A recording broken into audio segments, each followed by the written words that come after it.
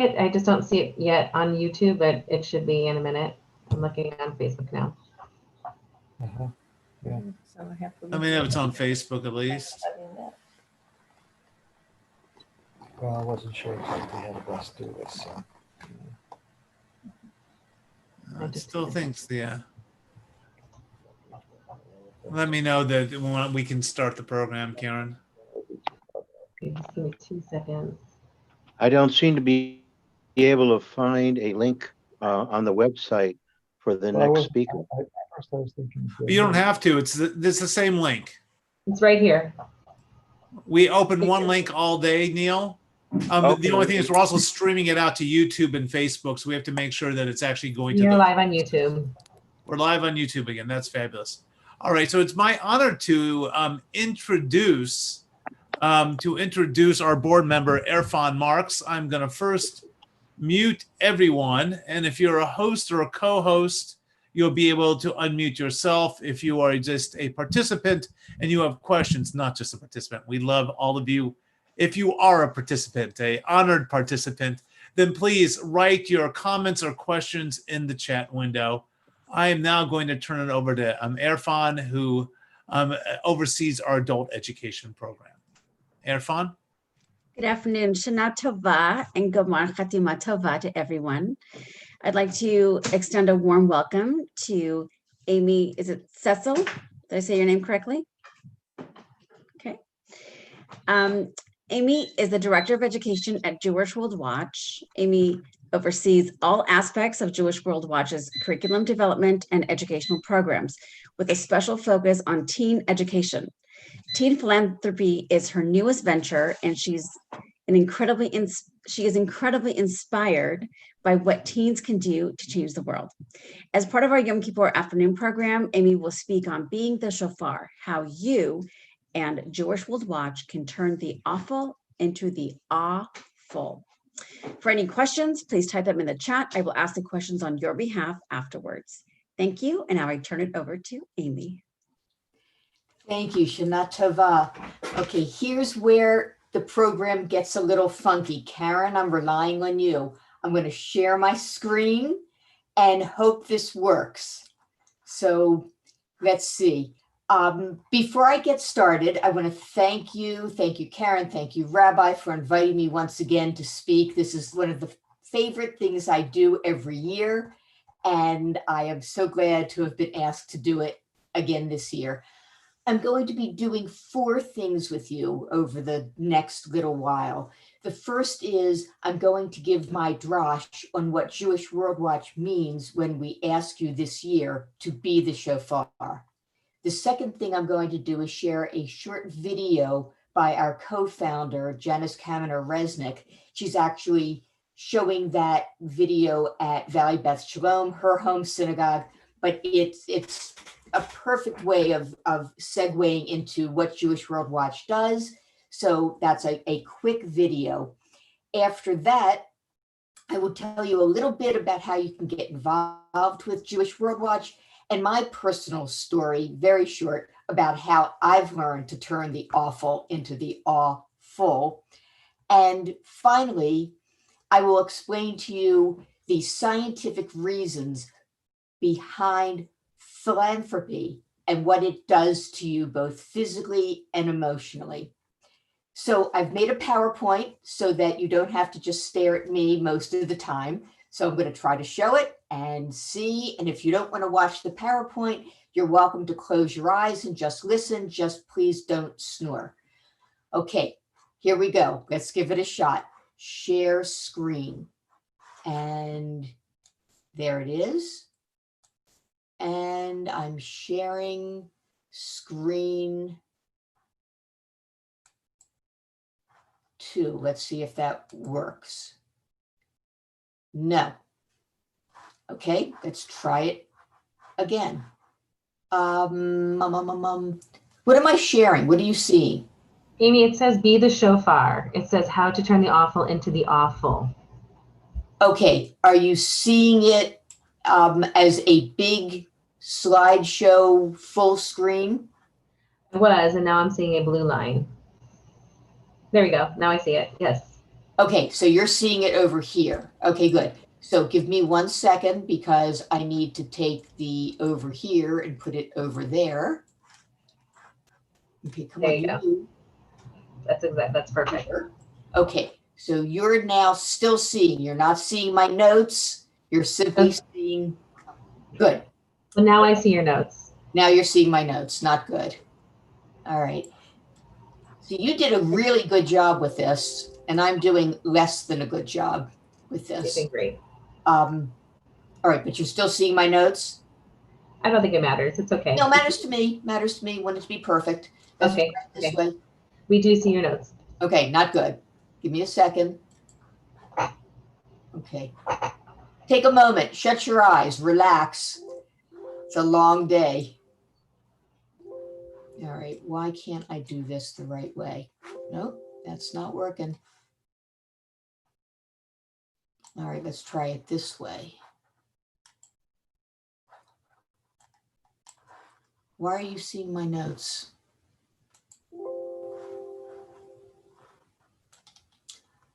Well, you know what? You're just gonna have to see my notes. Okay, here we go. Paul Wallace, in his essay entitled Breathing Metaphors, begins with the following exercise, which I ask you to do along with me. Breathe with me before we begin. Note how it feels. Pull the cool air in through your nostrils, moving the breath down toward your chest. Fill your lungs slowly and deliberately until they are completely full. Pause at this peak of fullness and ask, what does it feel like to be full? With your lungs full now, breathe out. Allow the body-warmed air to move across your lips and tongue, noting the sound it makes. Breathe out slowly and deliberately until your lungs are completely empty. Pause at this nadir of emptiness and ask, how does it feel to be empty? My friends, these are breathless times. Every day we are rocked by Covet statistics, heartbreaking occurrences of man's inhumanity to man, personal catastrophes, job loss, dreams deferred, and uncertainty. As I wrote this drosh, my phone lit up with a tweet from the CDC saying that it's okay not to be okay. I confess that I long for the day, hopefully soon, when life will feel okay again. The high holidays and COVID precautionary measures that have required that we participate in services by Zoom sparked a discussion in JWW's office about breath. We know that when God created Adam, the first person from the mixed soils of the earth, he breathed into his nostrils the breath of life, and man became a living being. Now, the words are important. It's not just that Adam became alive.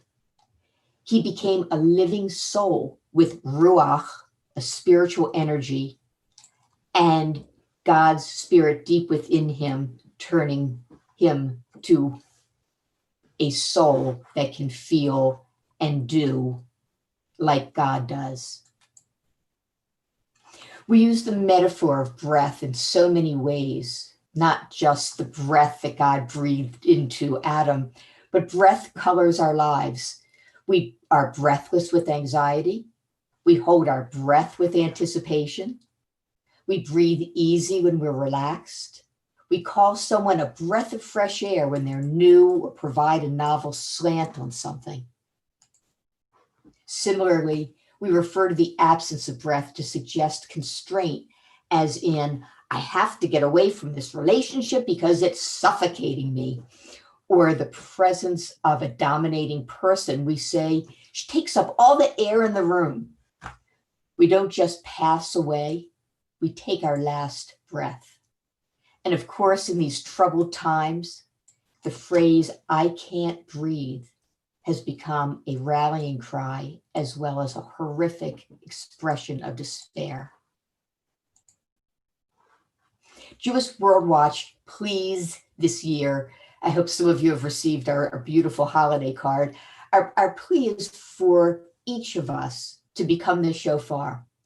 The shofar has always been a source of great amazement to me. I get chills every year upon hearing its first notes, and I wonder how it's possible to make the variety of sounds that the Baal Tekiah makes, because I've tried, and I can't make even a squeak, no matter how many times I make an effort to try to make some kind of sound. So what does it mean to become the shofar? I'm going to offer a few thoughts. First, the mitzvah of the shofar is not the blowing of it, but rather the hearing of its notes, puffs of breath designed to awaken and stir us to action. The ram's horn is an empty vessel until it's filled with air, just as Adam was mere earth until he received the life-giving breath from God. The sounds of the shofar are strikingly distinct. We hear them as different messages, even though they come from the same source, the same air, the same breath. The Tekiah's initial blast is rich and ceremonial. Many people compare it to the music played when a king comes out of the palace to greet his people. It is stirring. Get ready. The Shavarim staccato notes are markedly dissimilar to it. They feel like an irritating elbow to the ribs. Pay attention. The Truah's almost discordant bursts are also strangely uncomfortable. A nag to move. Get going. And then finally, we receive the majestic Tekiah de Golah, the long expiration of breath that seems endless and miraculous. And where did my notes go? Nope. There it is. Many of us clap and cry, Yasher Koach, as we marvel at the ability of one person to carry the moment with such strength. And there you have it. Get ready, pay attention, get going, be strong. This is how you can be the shofar. But let me explain a little further. Tekiah, get ready. This means to become educated, to learn about the troubles in our world and from whence they spring, whether it's gender-based violence, mass atrocities directed at the other, or the systemic ills of poverty, hunger, lack of education, or access to the opportunities that provide resilience and capacity to rise up from an otherwise diminished life. We must arm ourselves with knowledge about why things go so terribly wrong and what we can do to make them right. Genocide, marginalization, and human rights atrocities do not just happen. They have elements, precursors, that are visible if we actually look carefully. The footprints of the Holocaust were apparent in news reports, but were largely ignored or downplayed. The conflicts that led to the Darfuri genocide were obvious even before the first of the Janjaweed militiamen mounted their first horse or camel. Shavarim, pay attention. Even if you do not have the time to dive deeply into the underlying factors and current developments of the situations in Bangladesh that affect the Rohingya, China with the Uyghurs, Sudan with the Darfuris, Iraq with the Yazidis, and so many others, and the political unrest and societal uncertainties made more dire by Ebola and COVID in the Democratic Republic of the Congo, you can take 10 minutes to read the global updates that JWW sends by email every week. As our great sage once asked, if not now, when? Then Torah, get moving.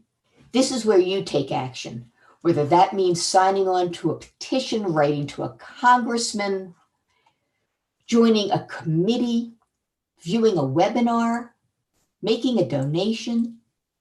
Each action makes a difference. You make a difference. And just by acting, you can be a source of inspiration for others.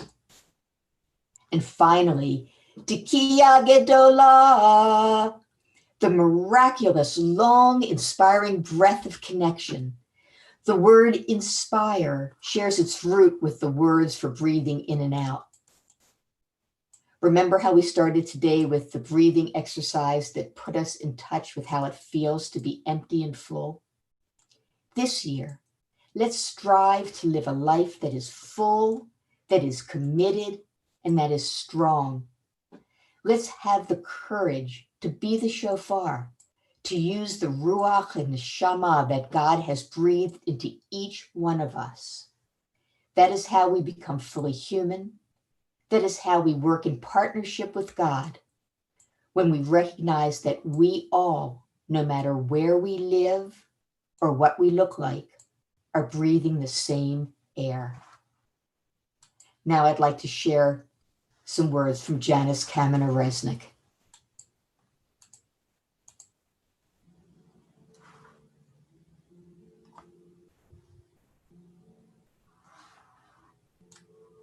Shalom.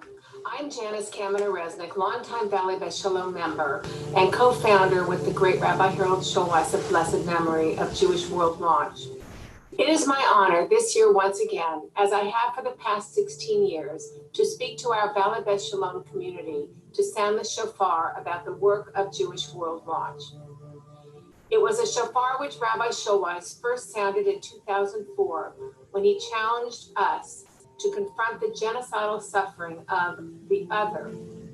Sadly, at home, there is plenty of suffering, from the pandemic to the civil unrest, to the fires up and down the coast, and so much more. But Jewish World Watch was created to connect us to the genocidal tragedies, which are virtually invisible to us. The shofar JWW sounds is one which we might not want to hear. It is a sound that, even if heard, is often not heeded. It is the blast of genocide and mass atrocities against people in remote places, atrocities committed by authorities who are counting on our apathy. But in our case, they are wrong. We hear the shofar blast and we heed its sacred call. On Yom Kippur, we sound the Tekiah, or the Rohingya. The Rohingya, because of their religion and ethnicity, have been pushed out of Myanmar and have fled to Bangladesh, where they are in squalid camps. Almost 1 million Rohingya, 600,000 of whom are children, thought they'd be safe as refugees. Instead, they are once again being treated with cruelty. JWW has provided housing for Rohingya in the refugee camps to help them through the monsoons. And when we learned that it is illegal to teach the Rohingya children in their own language, we found a way to intervene. Why? Because we recall the times in our Jewish history when it was illegal for us to utter the words of Torah, or when we had to engage in our holidays, practice our rituals, or teach our children in hiding. JWW sounded the shofar for the Rohingya, and our community responded. In the camp, JWW has found a way to provide tools to circumvent the language ban so that the children can study in their tongue.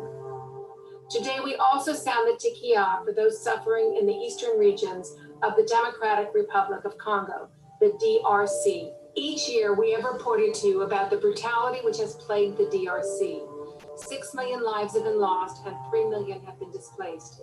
Most of you know that I have traveled to these regions many times with JWW colleagues. I have told you the stories and the ways that we have helped. For more than a decade, JWW has worked extensively with Nobel Peace Prize winner Dr. Denis Mukwege at his hospital, which is dedicated to helping victims of violence against women. And in response to the Congo's forced recruitment of children as soldiers, porters, and sexual slaves, JWW has sounded the shofar and continues to respond. We work with a partner to extract children from their captors and return them to their families and help rehabilitate them. In 2019 alone, with our assistance, our partner extracted over 1,400 child soldiers by negotiating directly for their release. Over the last 10 years, we have helped to free thousands of child soldiers. Today we sound the Tekiah also for the Uyghur people. The Uyghurs are a Muslim ethnic people, a tiny minority in China, 2 million of whom have been forcibly moved into Chinese re-education camps, where they are detained, forced into slave labor, and denied the ability to exercise their faith and their culture. The Chinese government has disappeared their leaders and scholars and razed their holy sites. The supply chains of many U.S. companies are tainted by Uyghur forced labor, since a full 20% of the world's cotton is sourced from the Uyghur region. Uyghurs are being shipped throughout China to labor as slaves. JWW is developing a plan to highlight the problem of conflict cotton made by Uyghur slaves. JWW sounded the shofar for the Uyghurs, whose circumstances are also familiar to us. We were slaves in Egypt, and so many times throughout history. JWW played a critical role in securing the passage of the Uyghur Human Rights Policy Act of 2020, which requires government agencies to report on human rights abuses by the Chinese government. The bill was signed into law this past June. Now we are diligently working for the passage of the Uyghur Forced Labor Prevention Act. It is no coincidence that Rabbi Schulweis first proposed Jewish World Watch during the high holidays. The holidays are a call to internal conscience. During the high holidays in 2008, Rabbi Schulweis spoke of conscience as a compass and the crown of our Jewish character. He said, the Hebrew word for conscience is matzpun. It is derived from the root word hiddenness, and in Hebrew, the word for compass is matzpen, which is derived from the same root as conscience, matzpun. Rabbi Schulweis taught that conscience is our hidden compass. It helps us navigate through the challenges of life, which otherwise might plunge us into the abyss of cynicism. Shaped by our values and sense of shared responsibility to others, the Jewish idea of conscience as a moral compass is very high on the agenda of Jewish character. Rabbi Schulweis implored, teach conscience, practice conscience, treasure conscience. The treasure of the hidden compass, the future of civilization is at stake. Those were his words. We are now at the end of 5780. The work begun by Rabbi Schulweis continues, for the world still needs our conscience, maybe now more than ever. As Rabbi Schulweis beseeched us when we started JWW, we hope that you will join us in practicing and treasuring matzpun. Let the final blast of the shofar on this Yom Kippur reach your hidden compass, that place where you and we ache for the pain of the other. And we hope that you will then, with stirred conscience, join Jewish World Watch in our sacred work. May you and your family be sealed for a good year. Gmar Chatima Tova.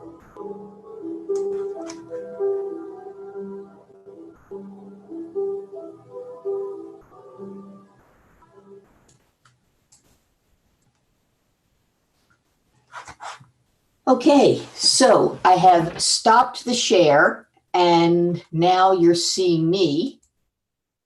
And I'm going to try to go into the speaker view so that you can see me the right way. And how do I do that? There we go. And speaker view. Ah, okay, there I am. So Thank you very much for that presentation. So far, there are no questions in the chat, but okay, good. Then I will keep going. Perfect. Okay. Okay. So the next thing I want to talk to you about very briefly is how you can get a little bit more involved. I mentioned before that you could join a committee. We have many committees that you could join: the Education Committee, the Congressional Outreach Committee. You can join the Outreach and Speakers Committee, where we actually teach you how to go and speak the way I'm doing with you here. There's countless ways that you can get involved. One of the ways that is personally important to me is TAP, our Teen Ambassador Program, where we teach leadership through an examination of our personal lens being how we view the world through our education, our experience, our training. And then we talk about how that lens becomes obscured by prejudice, by bias, by privilege. And through this examination, our teens learn how to be leaders and learn how to take what's inside of them and turn it into something that they can use to make change in the world. Now, another program that we're just starting is our teen philanthropy program, where teens will actually learn, after they've learned how to examine themselves and learned about advocacy and activism, then they will learn how to be philanthropists, how to actually look at problems, find solutions, raise money, and make grants that will make a difference. And finally, the program that hasn't started yet, which will be starting sometime next year, and I'm hoping, and I'm saying it out loud so that he can't not do this, I'm hoping that Rabbi John will be part of this program. And this is going to be a program of leadership through the Jewish lens. And we're going to use the teachings of my hero, the great Rabbi Jonathan Sachs, and also some from Abraham Joshua Heschel, and then bring in some of the finest minds in the Los Angeles area, our rabbinate, who have so much to say and so much to offer, to help lead these discussions. And that will be for older teens and adults. So you'll look for that next year. So there's a lot to do, and there's a lot of different ways you can get involved. So, oh, no. What happened? I've lost you. Oh, there you are. Okay, good. Now, are you still seeing me? Yes. Okay. So Good, Amy, good, I have a quick question. Can you talk about what the commitment would be for someone to join a committee? How many hours, what exactly is the commitment for someone who might be considering joining a committee? That's a good question. And I can't really give you a good answer because every committee will be different. What we hope you will do, now I'm looking straight at you, what we hope you will do is join and see where it really fits for you, how it works for you. We're not big on needless committee meetings. I don't think there'll be that many committees, but as you get excited, your work might expand. We're not asking you to come and help us. We're asking you to come create with us. So if you join the education committee, sky's the limit. Maybe you come up with new education programs, new ideas for how we can reach out and teach. The Congressional Meetings Committee, that's all about current legislation, reaching out to our local people, as well as inspiring people around the country to work with their electeds. So there's so many things that you can do, and you will have an opportunity by joining the committees to shape how they function. Fantastic. And then two questions kind of related. For the teen philanthropy, is there an age requirement? And also, what's something for our younger friends to do to help JWW? Will there be a walk to end genocide this year? Well, that's a great question, and I was going to get to that, so thank you. So as you know, we postponed our April walk because of the pandemic, and we were so optimistic. We thought October will come, we'll be back out on the streets again, and obviously that's not happening. So instead, we have pivoted. I love that word. We're all pivoting so much this year. We have pivoted to two different ways of getting together. The first is our Walk to End Genocide is continuing virtually. We're still making teams, we're still raising funds, and we're doing something different, which is everyone will get to pick their own change goal. So for JWW staff, our change goal is 36 miles during the month of November. We will all walk, and sometimes we will invite you to walk with us during the month. Some people will rather ride or lift weights or learn how to cook something new or read a dozen books. However you make change for yourself will be part of what you do until we get to the culmination activity. And you'll be able to keep track. We have a nice chart. You'll be able to put it on your fridge and, make your personal change and put on your old walk shirt. And everyone that's registered gets a JWW mask because we want you to be safe. And you can take photos of yourself wearing your mask, wearing your old shirts, and doing the things that you're doing to make personal change while you're working to make change in the world as well. Now, along with that, we are starting during the month of November something that we're calling Impact in Action, and it will be a month full of activities. There will be 4 webinars, which are conversations that we're doing with our coalition partners. We're doing one with Loyola Law School's genocide program. They'll be speaking with us. One will be the Promise Institute from UCLA. The Shoah Foundation will be working with us, and we will be doing something that we're putting on ourselves. There will be activities that you can engage in. One of our members is a spin instructor. Rabbi John, pay attention to this. He has about 20 bikes that are separated by about 7 or 8 feet outside, and he's going to do a spin class. So that's one of the activities. We're going to have Someone's in the Kitchen with Serena, our new executive director, before Thanksgiving, and she's going to teach you how to make some delicious meals. We'll also have Someone's in the Kitchen with Someone, which we haven't figured out yet, which will be cooking for kids. There's going to be a game night that our teens, our tappers are going to be putting on, and so much more. And you'll be getting information about all of this right after the holidays. So yes, we are still walking. We're just not walking together. But there will be a culminating activity at the beginning of December, right after Giving Tuesday, where we're going to have a JWW telethon. And we're working right now on what the entertainment will be, who the speakers will be. So that will be finally how we come together and we celebrate our great community of conscience and community of change makers. So that's still happening. And of course, there's, for those of you that don't want to read books and make change or walk or come to a summit or ride with me on a spin bike, there's always donations, and we never turn those down, and we're always very, very grateful.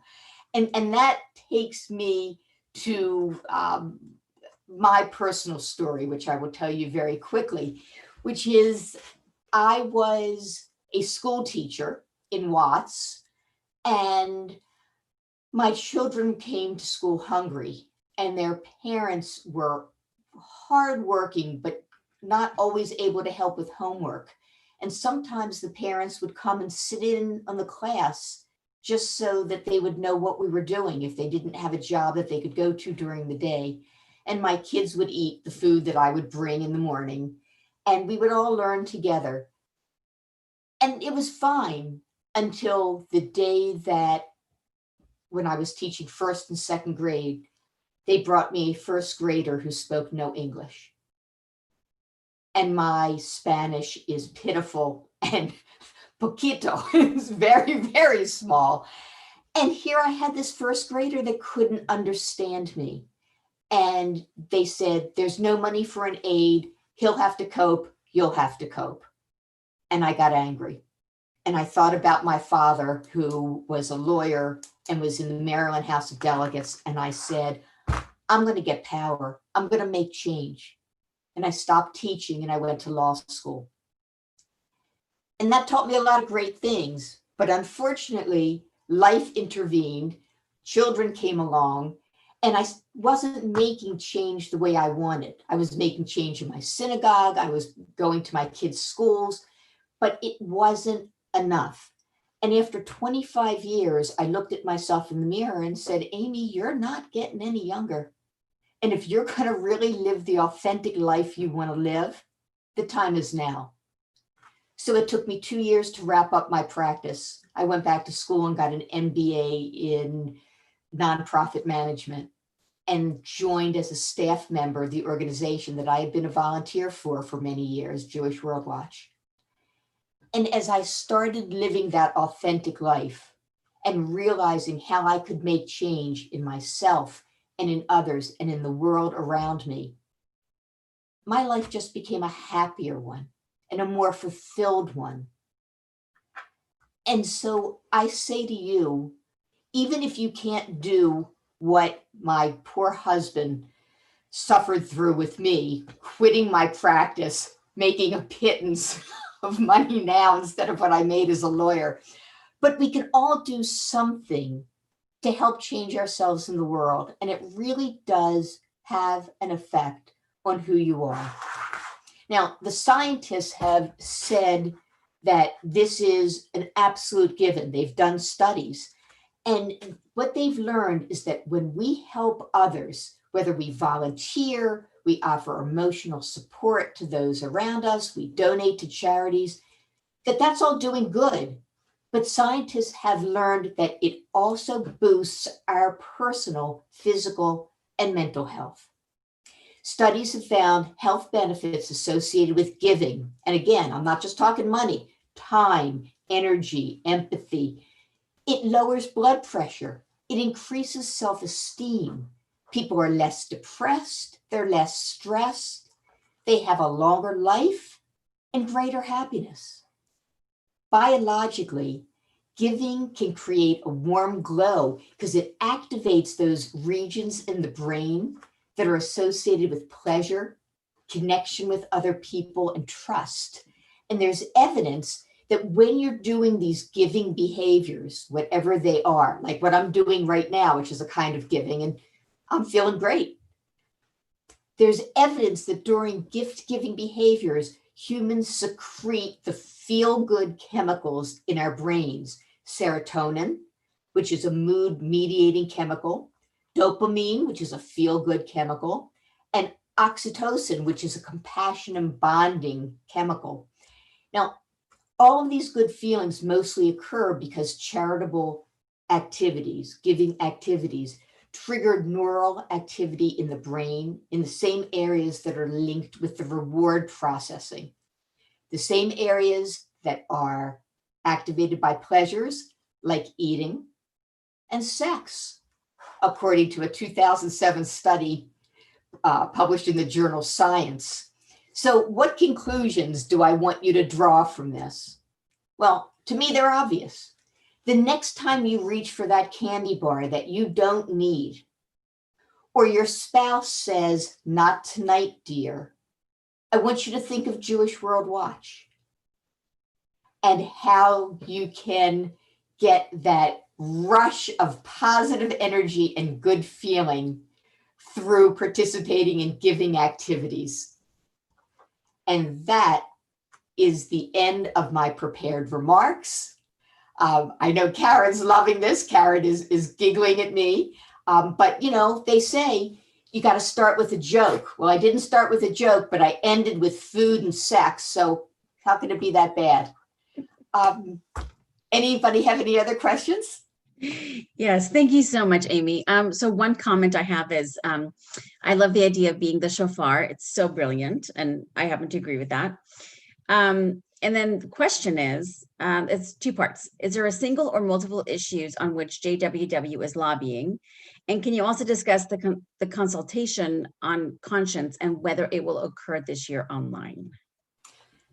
So all of our programming, you ask such great questions. All of our programming will be online.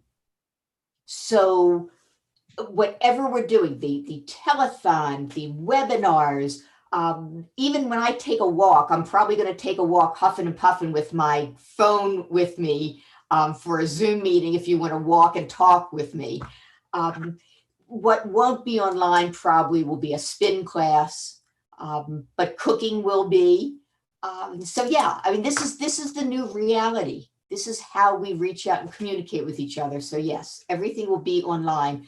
My TAP, Teen Ambassador Program classes are online. And by the way, they start again on October 11th. So if you have any kids that, and these are high schoolers, 9th through 12th. If you have any teens, your grandchildren, your children, they get community service hours. It's just a quick Sunday morning.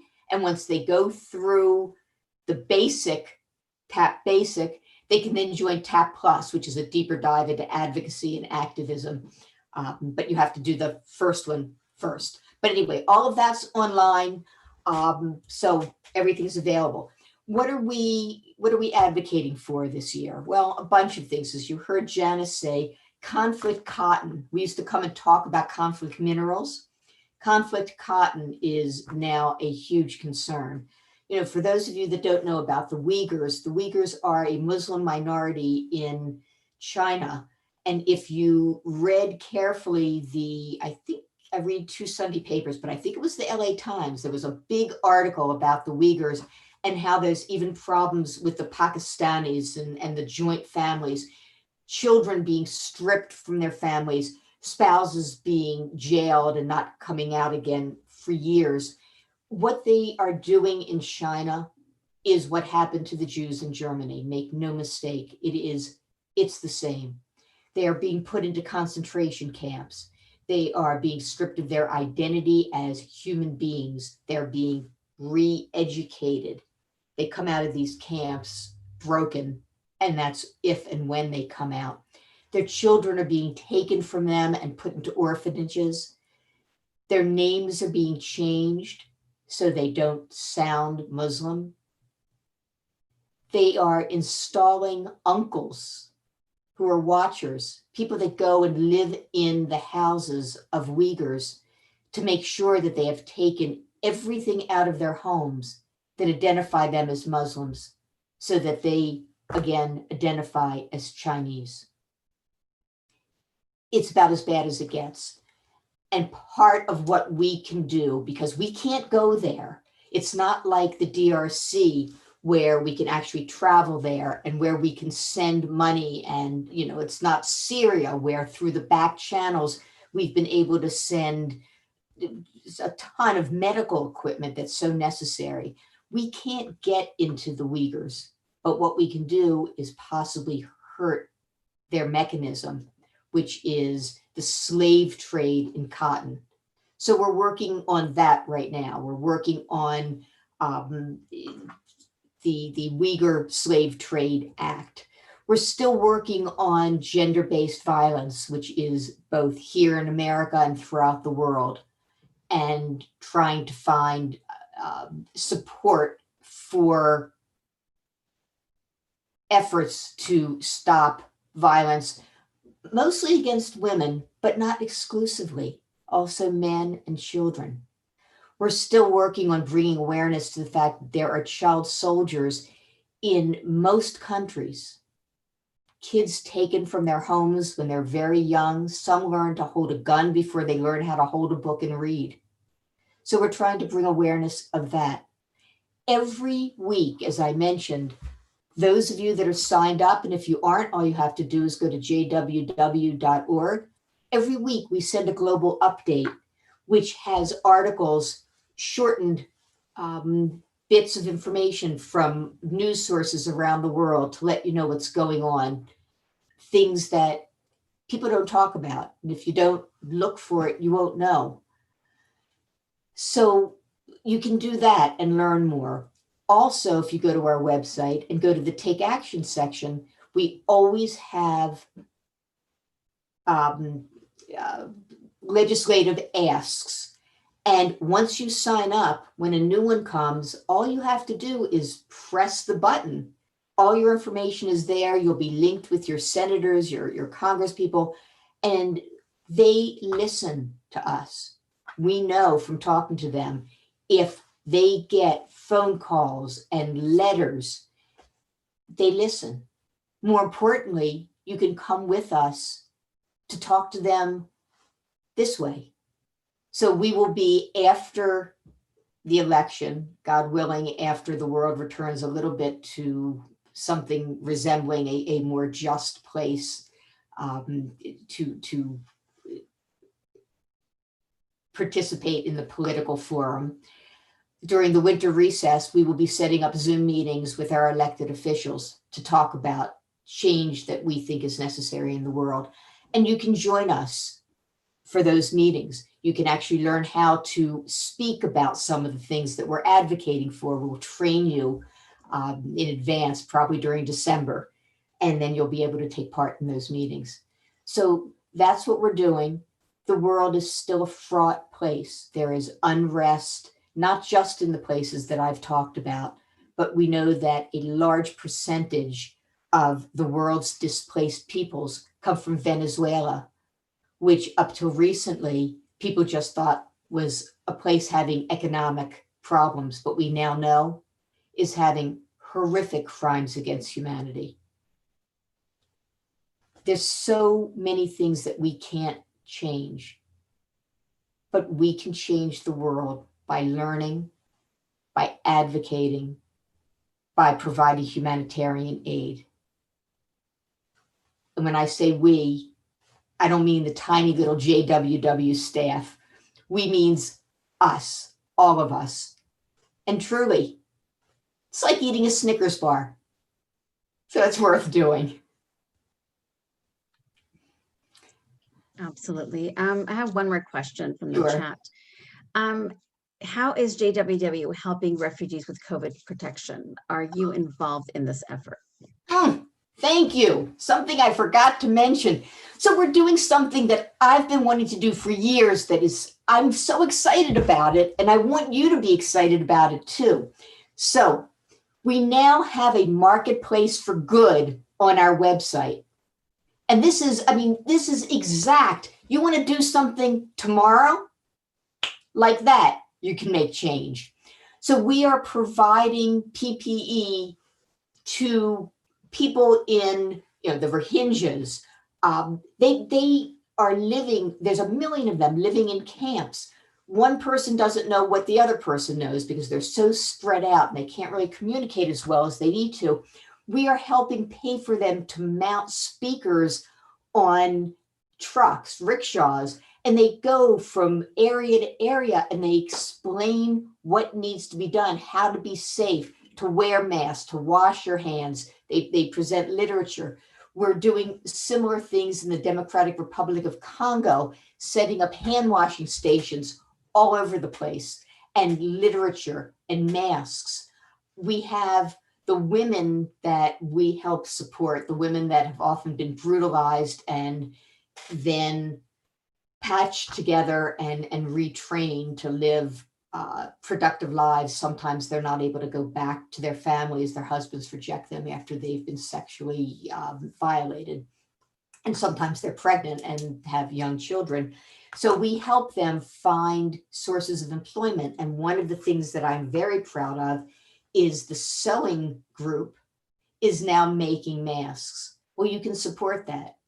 You can support giving masks, buying the thermometers that they put up to your head, helping to support the hand washing stations, helping to support the dissemination of information.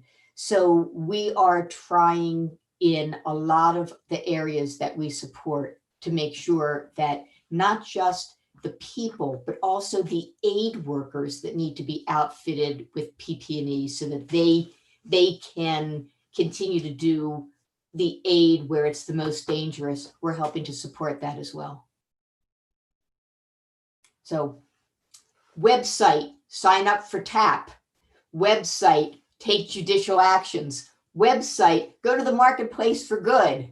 Website, sign up for the weekly updates. Have I made a point?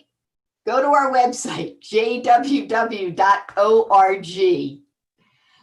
I'm going to, unless there's anything else, I'm going to relinquish the rest of the little time that I had for those of you that might want to think deep thoughts, close your eyes, think about what this holy day means.